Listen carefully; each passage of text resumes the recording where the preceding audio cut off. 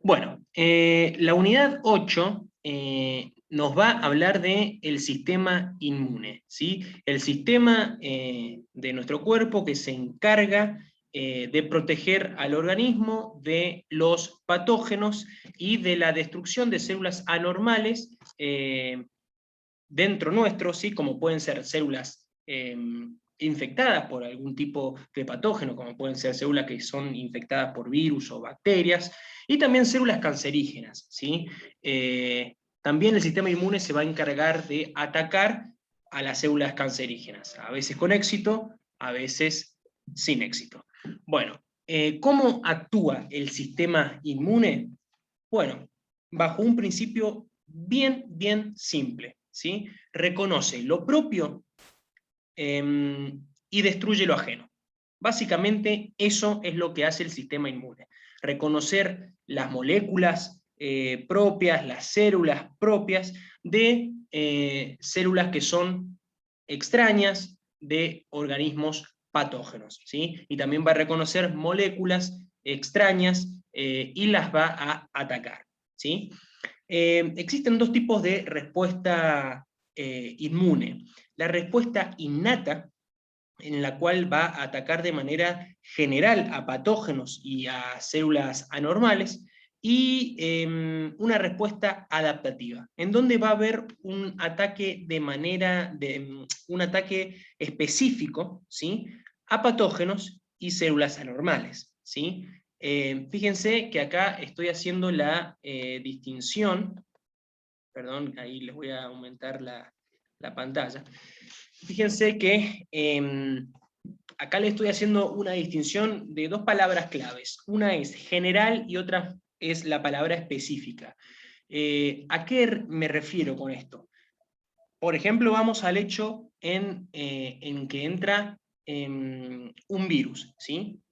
El sistema inmune lo que va a hacer es, por una parte, reconocer a ese virus que entró y va a decir, este, este organismo es algo extraño, ¿sí? Y es algo que puede ser dañino. Entonces lo voy a atacar. Yo no sé si es un virus, si es una bacteria, o si sé la clase de virus, si sé si es un virus o si es una bacteria, no sé qué clase de virus es y qué especie o qué cepa de bacteria es, ¿sí? Lo único que sé es que es algo raro, extraño, ajeno y que tengo que destruirlo.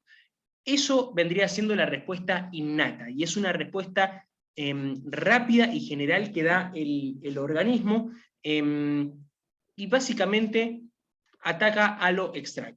Después tenemos la respuesta adaptativa, ¿sí? Que ataca de manera específica, es decir, que va a reconocer el organismo o el patógeno que ha ingresado y lo va a atacar de una forma justamente específica y fuerte a ese patógeno. Esa es la respuesta adaptativa. Y vamos a ver después cómo se genera esta respuesta adaptativa. Fijémonos acá en el dibujito que tiene a la derecha, en donde hay patógenos que entraron a nuestro cuerpo, por ejemplo, en este caso son bacterias, y fíjense que el primer sistema que actúa es el sistema inmune innato, ¿sí? Que está representado por esta flechita cortita acá. Es lo que primero actúa y empieza a atacar al patógeno. Pero fíjense que el sistema inmune innato en conjunción con el adaptativo, y vamos a ver después cómo se relacionan estos dos sistemas, después el sistema inmunoadaptativo, entonces, gracias a la participación del innato, va a atacar al patógeno de una forma mucho más específica y fuerte, ¿sí? Al patógeno. Sobre todo ante una segunda infección de este patógeno, como ya vamos a ver más adelante. Entonces, en una inmunidad innata natural, espontánea o inespecífica, son varios nombres para lo mismo, vamos a hablar de una respuesta defensiva estereotipada contra una gran variedad de patógenos, ¿sí? Mientras que la inmunidad adaptativa adquirida o específica es una respuesta que permite a un organismo adaptarse, aprender de el patógeno que ha entrado, ¿sí? Entonces, lo que se genera acá, y esto es lo importante, es que se genera una memoria inmunológica, ¿sí? ¿Y de qué sirve la memoria inmunológica? Bueno, como le está diciendo ahí la palabra memoria. Por ejemplo, entró un virus o una bacteria por primera vez al cuerpo.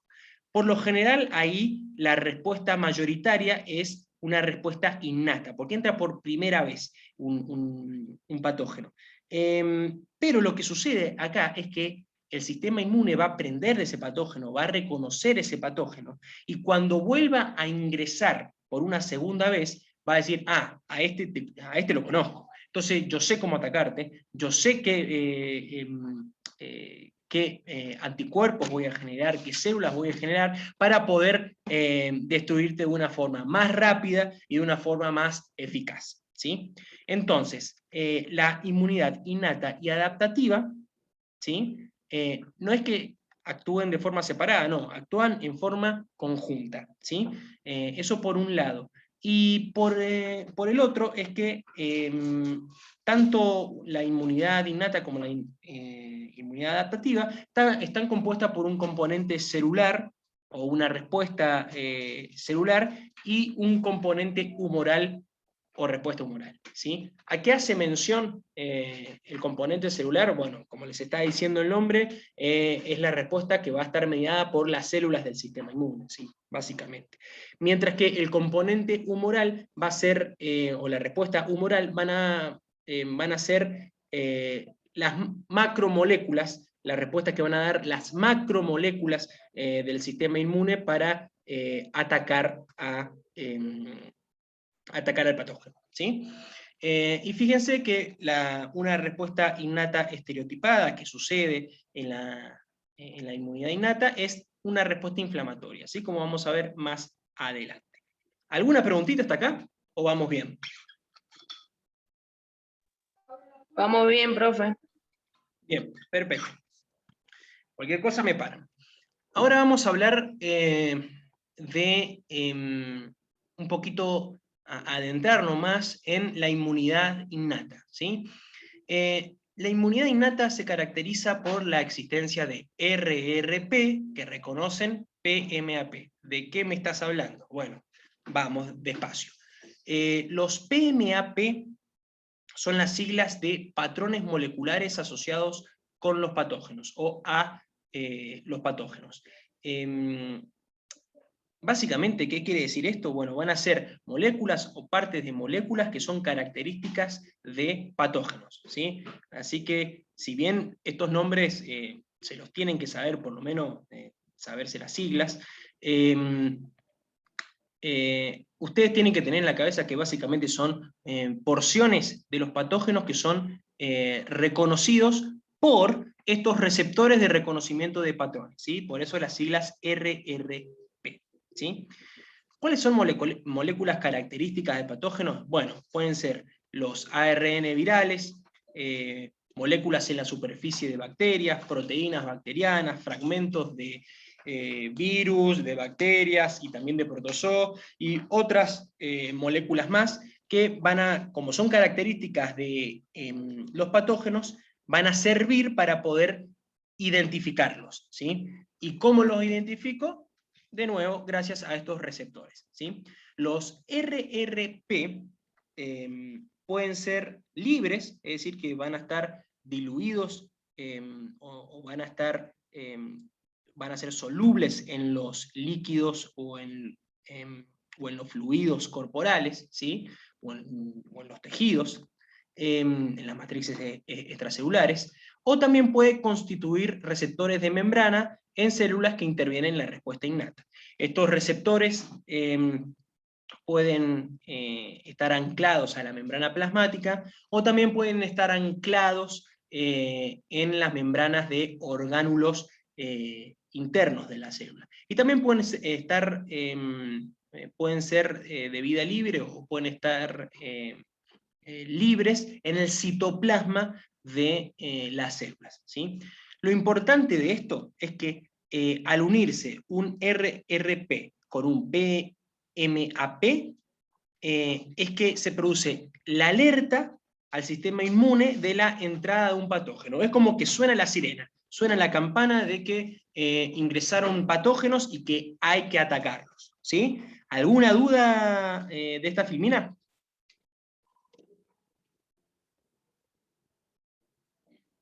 Bueno, yo No, sigo. profe. Cualquier cosa, No, profe. cualquier cosa me para. Entonces, luego del reconocimiento de un invasor microbiano, por lo general lo que sigue es que se destruye ya sea la bacteria, ya sea el virus, por lo general virus y bacterias, ¿sí? ¿Por qué digo por lo general? Porque son organismos más pequeños, ¿sí? Un virus y una bacteria. Con organismos más grandes, como pueden ser un protozoo, o sobre todo parásitos, como pueden ser los tremátodos o algún tipo de gusano que sea parásito, ya ahí la respuesta es distinta. Pero en el mundo microbiano, ¿sí? Como pueden ser las bacterias, los virus, o también pueden ser algunos protozoos, lo que sucede después de que el receptor se unió a su PMAP, es que un macrófago o un neutrófilo va a fagocitar al patógeno, como ustedes tienen acá en el dibujito, ¿sí? Fíjense, acá tenemos una bacteria que fueron reconocidas sus moléculas características, ¿sí? Sus PMAP, por receptores en la membrana de este macrófago o neutrófilo, ¿sí? Que vemos acá. Fíjense que se produce la fagocitosis, que la fagocitosis, lo que sucede en la fagocitosis es que se va a envolver al patógeno gracias a la extensión de las membranas y el citoplasma del fagocito, ¿sí? Fagocito es una célula capaz de hacer fagocitosis, ¿sí? Entonces, lo que sucede luego es que se adentra a la bacteria, en este caso, en un fagosoma, ¿sí? En donde un fagosoma va a ser básicamente una vesícula en donde en el interior va a estar la bacteria. ¿Qué sucede después? Este fagosoma se va a unir a un lisosoma, formando un fagolisosoma, ¿sí? En donde el lisosoma va a vertir acá moléculas tóxicas, como por ejemplo enzimas hidrolíticas o especies reactivas de oxígeno, moléculas tóxicas que van a destruir a la bacteria, ¿sí? Y luego, bueno, se degrada la bacteria en este caso y pueden ser exocitados sus desechos, ¿sí? Acá, como modo de anécdota nomás, es que los macrófagos generalmente sobreviven a este tipo de ataque, a la fagocitosis, y pueden volver a matar después a un tipo de patógeno microbiano, ¿sí? Mientras que los neutrófilos son células más chicas que los macrófagos y no sobreviven a la fagocitosis de patógenos, ¿sí? Son como si quisiesen verlo como kamikazes, ¿sí? Van, se comen al patógeno y mueren, mueren al matar al patógeno, ¿sí? Y fíjense que los neutrófilos muertos y los que están por morir son un componente importante del pus que se forma en las heridas infectadas por bacterias, ¿sí? Ese juguito amarillo que nosotros vemos cuando hemos sufrido una infección en una herida, bueno, está compuesto en gran parte por neutrófilos que han muerto fagocitando a los patógenos, ¿sí? Entre otros compuestos, obviamente, pero es un gran porcentaje, porcentaje del pus, ¿sí? Bueno, sigamos con la inmunidad innata.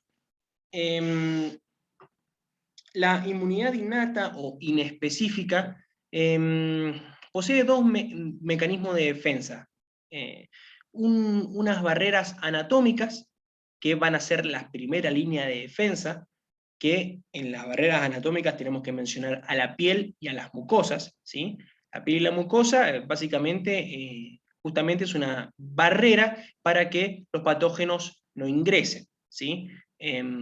Si quieren verlo, vendrían siendo como las murallas de un castillo para que no ingresen un patógeno, ¿sí?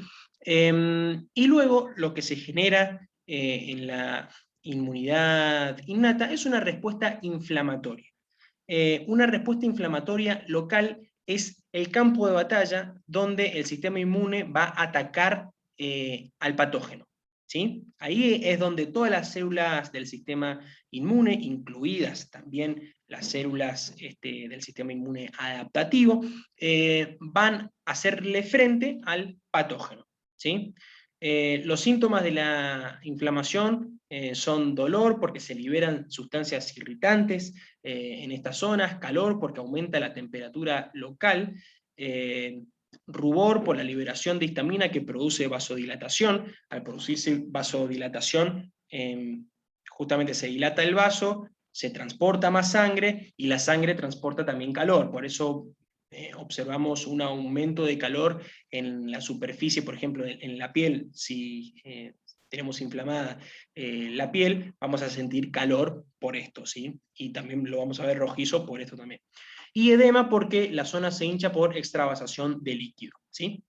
Fíjense que la respuesta inflamatoria ocurre en el sitio donde penetró el patógeno, ¿sí? Acá tenemos un pedazo de piel en donde se produjo una herida, ¿sí? Y en la herida ingresaron patógenos, ¿sí? En este tejido, sobre todo, vamos a estar hablando de tejido conjuntivo, acá donde ingresa el patógeno, van a existir macrófagos que van a reconocer a los patógenos gracias a sus receptores, y van a liberar sustancias que hacen que los capilares cercanos se dilaten y se vuelvan más permeables. Y también van a producir señales químicas para atraer a las células fagocíticas del sistema inmune, como pueden ser los neutrófilos, ¿sí? Los neutrófilos son las primeras células que llegan desde el torrente sanguíneo, ¿sí? Entonces, como se dilatan y se vuelven más permeables los vasos sanguíneos, ahora vamos acá al punto número 2, las proteínas antimicrobianas secretadas por las células del sistema inmune y los elementos de coagulación se mueven desde la sangre hacia el sitio, ¿sí? Y acá se inicia el proceso de coagulación, que no es un proceso que vamos a ver en esta unidad, ¿sí? Después lo que ocurre es que las quimiosinas liberadas por varios tipos de células atraen, como ya le había mencionado, a las células fagocíticas del sistema inmune, como son los neutrófilos, desde la sangre al sitio de la lesión, ¿sí? De nuevo, acuérdense que el vaso sanguíneo se dilató, ¿sí? Y se volvió más permeable, y gracias a eso, estas células amarillas que ven ahí en la sangre, pueden ingresar al tejido infectivo, ¿sí? Al tejido que ha sido penetrado por el patógeno. Luego entonces los neutrófilos y los macrófagos fagocitan a los patógenos y los desechos celulares en este sitio. Y el tejido sana, ¿sí? Bueno, el componente celular del sistema inmune, es decir, el tipo de células que tiene el sistema inmune, que van a ser células que van justamente a tener la función de combatir a los patógenos, son estas que tienen ustedes acá. Y los vamos a llamar a todos leucocitos. Glóbulos blancos o leucocitos es lo mismo, son sinónimos, ¿sí? Vamos a tener diferentes tipos de glóbulos blancos o leucocitos. Los neutrófilos, como ya hemos visto, y los macrófagos se van a encargar de fagocitar y digerir a microorganismos, ¿sí?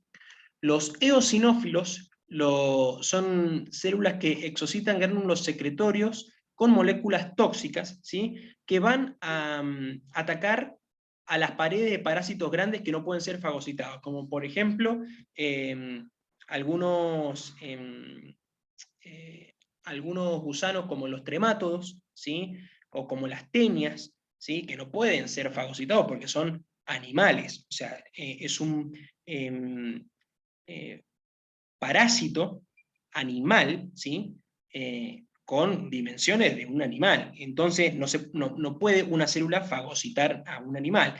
Entonces lo que hace el sistema inmune ahí es rodear a estas células con este tipo de... rodear al parásito con este tipo de células, como son los eosinófilos, y también algunas veces los neutrófilos y los macrófagos, pero bueno, no importa, centrémonos en los eosinófilos, en donde se van a liberar moléculas tóxicas para poder destruir las paredes corporales del parásito, ¿sí? Luego vamos a tener los natural killer, que destruyen células infectadas por virus y algunas células tumorales.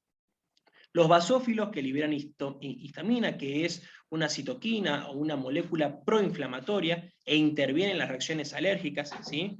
Las reacciones alérgicas son causa de que este tipo de células está sobreexcitado, ¿sí? Entonces se produce la liberación de histamina, que provoca la inflamación en las zonas donde se detectó a un antígeno que no debería haberse detectado, ¿sí? Por ejemplo, el polen no debería generar una respuesta inmune, porque si bien es un cuerpo extraño, el polen no es un cuerpo, no es una estructura propia del cuerpo, pero no va a generar daño una partícula de polen, ¿sí?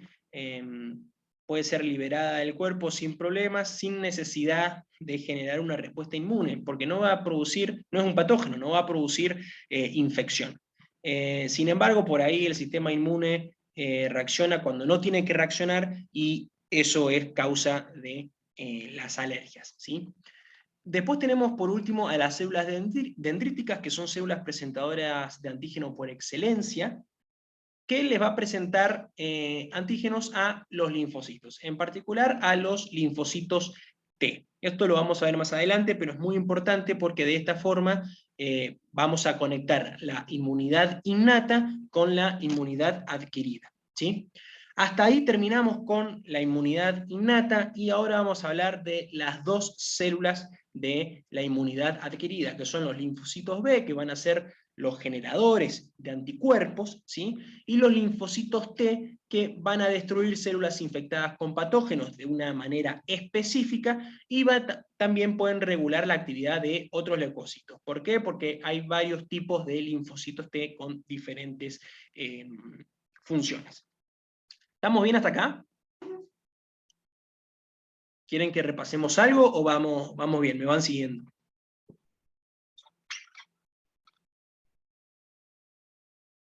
Sí, profe, está bien. Bien, buenísimo. Sigamos entonces. Entonces ahora nos vamos a adentrar a el sistema inmune adaptativo. Esta unidad vamos a verla superficialmente, porque de sistema inmune podemos estar todo un año hablando del sistema inmune, pero esto lo vamos a ver de una manera muy por arriba, y quiero que se sepan los conceptos básicos, nada más, ¿sí? Entonces, vamos a tener que hablar de algunos conceptitos previos para adentrarnos al sistema inmune adaptativo. Primero, vamos a definir antígeno. Antígeno es cualquier sustancia capaz de estimular a las células B o T, o linfocitos B o T, para producir una respuesta inmune adaptativa específica contra esta sustancia, ¿sí?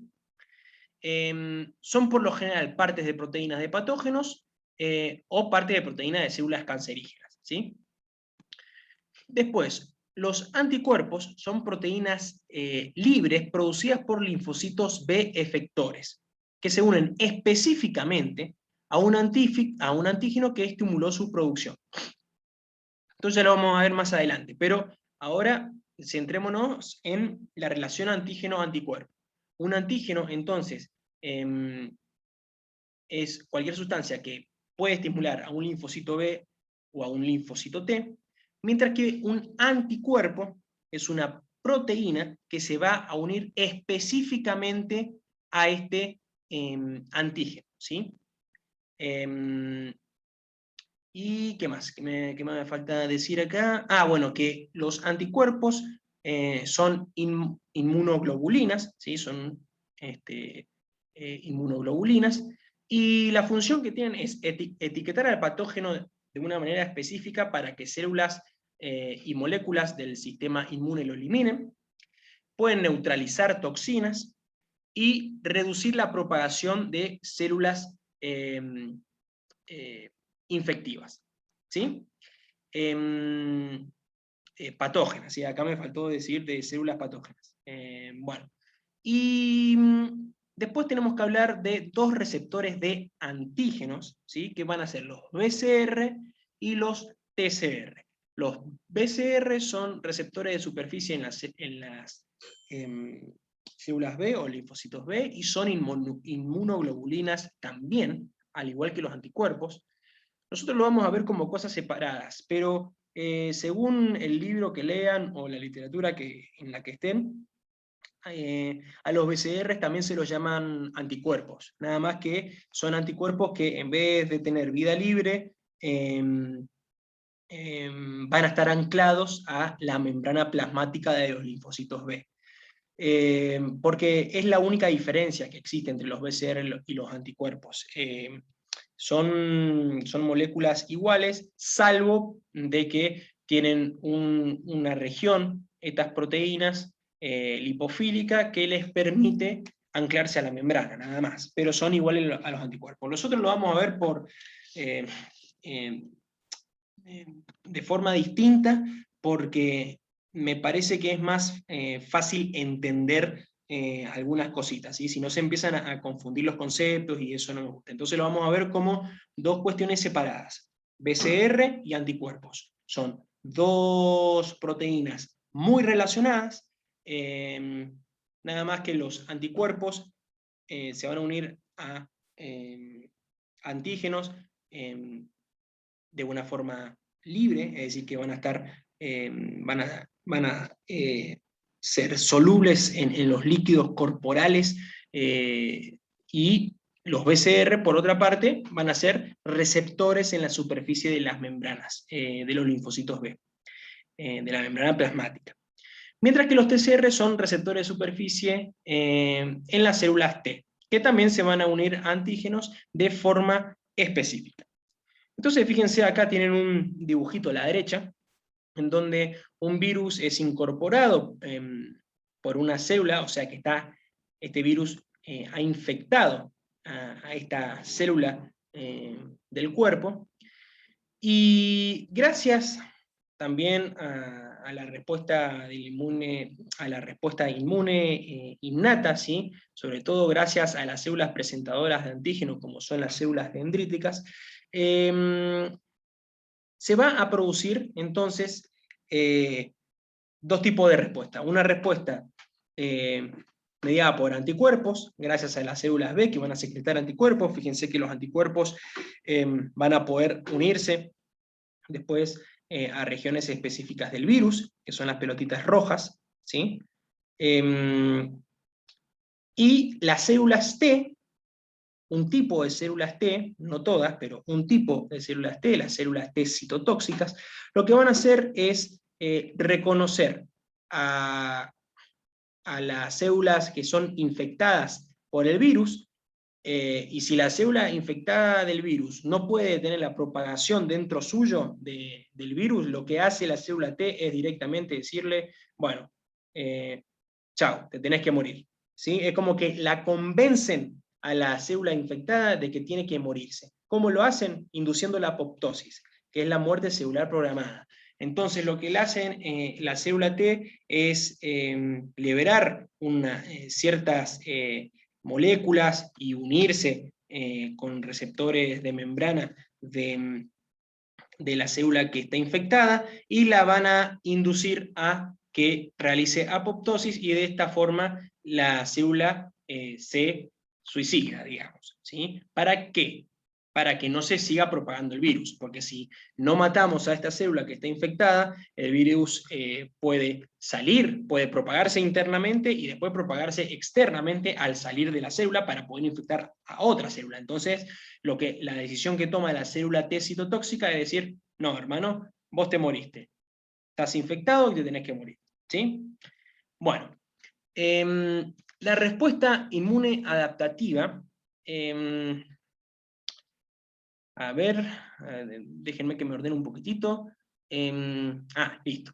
Que las respuestas inmunitarias innatas, que se desencadenan en los sitios de infección, van a ayudar a que se generen las respuestas inmunitarias o inmunes adaptativas, ¿sí? En los órganos linfoides periféricos, ¿sí? El sistema inmune adaptativo, como acabamos de ver, está formado por linfocitos B y linfocitos T, y poseen receptores de superficie específicos que se unen a los antígenos, ¿sí? BCR en los linfocitos B, TCR para los T. La unión del antígeno a estos receptores, con la ayuda de señales coestimuladoras, van a estimular a los linfocitos para que proliferen y se diferencien en una célula efectora que va a ayudar a eliminar al patógeno, y a una célula de memoria. Y acá es donde mechamos con memoria inmunológica, ¿sí? Veamos el dibujito. Nosotros tenemos una célula naive, o una célula, ¿qué significa célula naive? Una célula que nunca se expuso a su antígeno. Tiene todos sus receptores para unirse a ese antígeno, pero no se ha unido nunca. ¿Qué pasó? Ingresó un patógeno con los antígenos que reconoce esta célula, y eso va a hacer que se active esta célula, y se va a generar, por un lado, células efectoras, que lo que van a hacer es justamente como acabamos de ver, van a eliminar, o van a tratar de eliminar al patógeno, y células de memoria. Las células de memoria lo que van lo que van a hacer, como se le está diciendo el nombre, es recordar al patógeno, ¿sí? Y de esta forma, cuando vuelva a ingresar por segunda vez el patógeno, ya van a haber células preparadas y van a haber más células que van a poder reaccionar ante ese patógeno, ¿sí? Y fíjense que la respuesta es mucho mayor, se van a producir más células efectoras que anteriormente, y también se van a producir más células de memoria, ¿sí? Entonces, se va a atacar al patógeno de una forma mucho más rápida y mucho más efectiva. ¿Qué es lo que ustedes tienen acá? El sistema inmune adaptativo genera una memoria inmunológica del patógeno, es decir, que lo recuerda el patógeno para que en un próximo encuentro lo ataque con más fuerza, ¿sí? Entonces, esta memoria es utilizada para generar una respuesta inmune más rápida, fuerte y específica, o sea, va a ser mejor en todos los sentidos. Fíjense, en este cuadrito de la izquierda ustedes tienen un esquema en donde vamos a tener a ver, acá, la concentración de anticuerpos, ¿sí? En una respuesta primaria, es decir, la primera vez que ingresó el antígeno, ¿sí? Vamos a generar una tal cantidad de anticuerpos, ¿sí? Que van a luchar contra el patógeno, ¿sí? Luego se recupera la persona, eliminaron al patógeno, la célula del sistema inmune, y luego ingresa de nuevo. Síganme, estoy en la curvita roja. Ingresa de nuevo un patógeno, el mismo patógeno de antes. Fíjense que en la segunda respuesta a este patógeno se van a producir muchísimos más anticuerpos que los que se generó primeramente, y van a ser además anticuerpos más específicos, porque va a haber un aprendizaje, si quieren verlo de esa forma, del patógeno, entonces va a atacarlo de una forma más fuerte al patógeno. Esto en cuanto a la inmunización con respecto a un antígeno que lo llamamos acá en este gráfico A, ¿sí? Cuando A ingresa por primera vez se genera una respuesta inmune más leve que cuando ingresa por segunda vez. La respuesta inmune es mucho más fuerte. Ahora, es para el antígeno A nomás, ¿sí? Si ingresa, por ejemplo, un antígeno B por primera vez en el mismo periodo acá que ingresó por segunda vez el antígeno A, la respuesta primaria para B va a ser como la primera respuesta del antígeno A, ¿sí? ¿Por qué? Porque ingresó por primera vez, no hay un reconocimiento previo de este antígeno porque ingresó por primera vez, ¿sí? Entonces se va a generar una respuesta inmune de este tipo, y cuando ingrese por segunda vez vamos a tener una curva similar a lo que vemos acá, ¿sí? Y acá tiene un diagramita de lo que sucede, ¿sí? Para que ustedes lo puedan ver bien, ¿sí? Que les queden bien los conceptos. En la respuesta primaria tenemos un antígeno que ingresó, y acá tenemos un linfocito B que es un linfocito B naive o virgen, en donde por primera vez va a reaccionar contra el antígeno, ¿sí? Va a proliferar, va a dividirse, ¿sí? Y va a generar células efectoras. Acá no salen las células de memoria, pero, sí, acá, la verdecita. No importa, sigamos. Entonces, el linfocito B virgen se divide una vez que reconoce el antígeno, prolifera, y van a generar células efectoras que van a generar anticuerpos, ¿sí?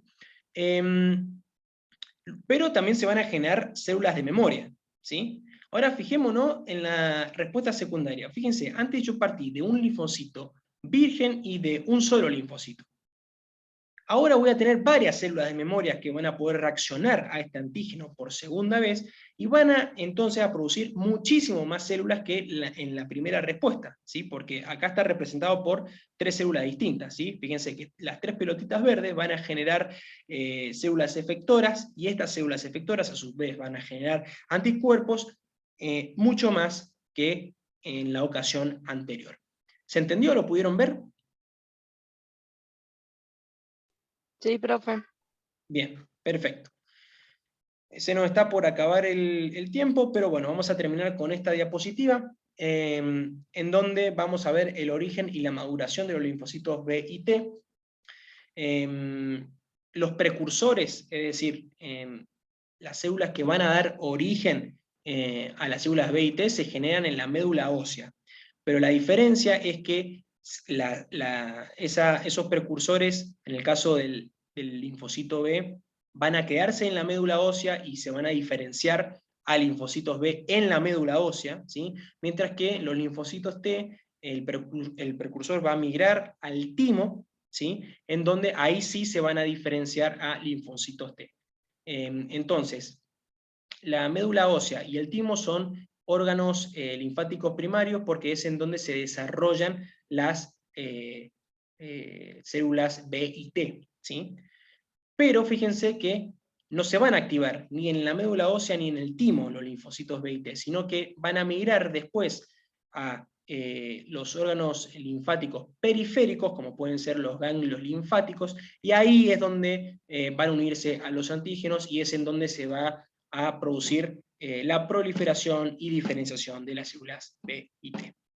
Bueno, vamos a dejar acá. Yo les voy a completar la clase para que ustedes tengan, y les voy a tener la unidad 9 lista para este fin de semana, el lunes a más tardar, para que ustedes puedan tenerla, ¿sí? Y la semana que viene ya empezamos con la unidad 10 y 11.